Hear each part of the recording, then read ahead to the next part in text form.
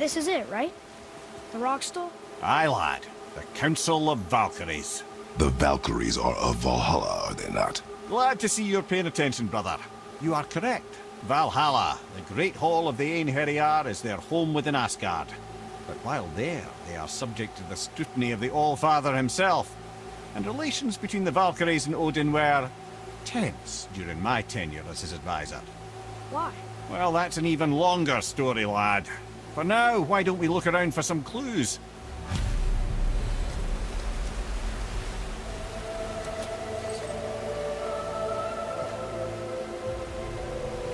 Whoa, you're back!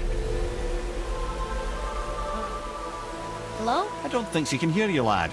The Helms must only retain but a small portion of their owner. I'd wager the rest is in transit to Valhalla to try and fix the mess left by their absence. Mimir. Who is she? Gunnr, Mistress of War. After any conflict, big or small, she would be first on the scene, sussing out the worthy spirits for a free trip to Valhalla. A gruesome task, but she took great pride in it. Any conflict. Impossible. It's true. She had help from her sisters, of course, but Gunnr was always first to arrive. Her judgment of the fallen was unparalleled, and an invaluable resource to Odin. She was one of his favourites.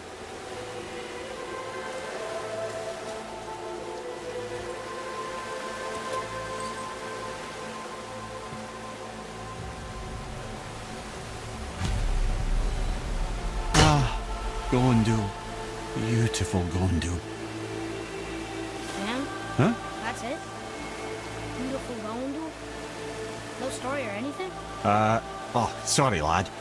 The sight of Göndul always took my breath away. Göndul had a silver tongue, a sharp wit, and struck a figure so stunning it literally drove men insane. Odin forbid her from setting foot in Midgard after a time, as insanity is not a welcome trait in Valhalla.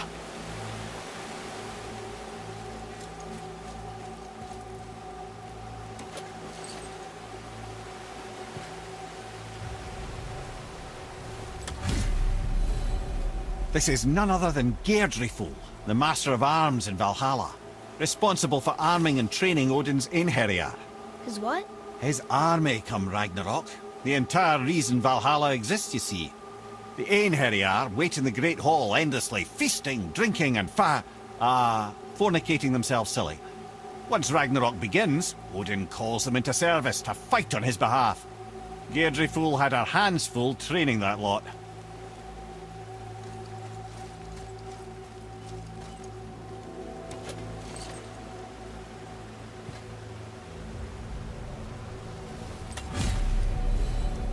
This, my friends, is Kara. Now, Valkyries are volatile by nature, but Kara, the lass is wild storm personified. A wild storm. Aye, calm and collected. Then the air would shift and the fury of her storm would unleash. 'Twas beautiful in a way, assuming you could find proper shelter. Her tears would cleanse the blood-soaked battlefields.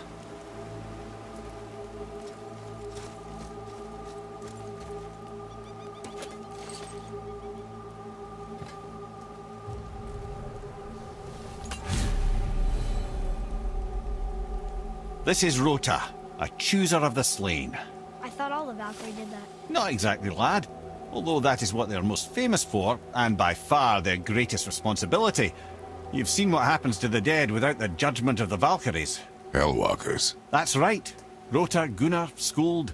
Without them to clean up the aftermath of battle, hell overflows with souls meant for Valhalla. A sorry state of affairs. Ròta must be beside herself.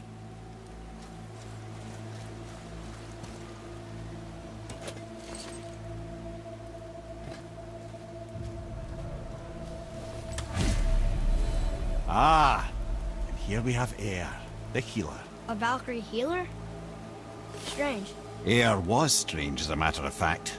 Very quiet, very calm. Where her sisters were violent rapids, Eir was a gentle stream. She healed the wounds of both mortals and gods, and even a certain all-knowing sage who once drank too much and fell off a mountain. Not my proudest moment.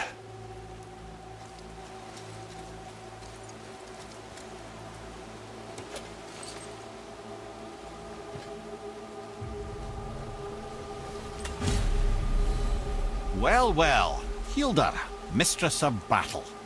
She and Odin got on quite well, actually. Her and the other Valkyries, not so much. She would spend most of her time here in Midgard observing discord between the living, and sewing some up herself from time to time. She lived for conflict. Some say she was conflict personified. I wonder what will become of her now that she's free.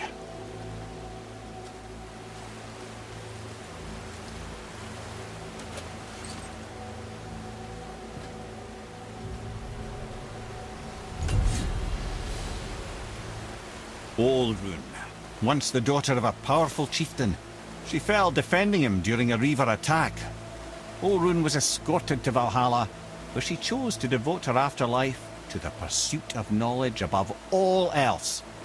Quite unusual behaviour amongst the constant drinking and feasting of her fellow Valhallian denizens. How'd she end up a Valkyrie? Odin. He saw a kindred spirit in Olrun's single-minded pursuit of knowledge. He appointed her as the Valkyrie's resident historian.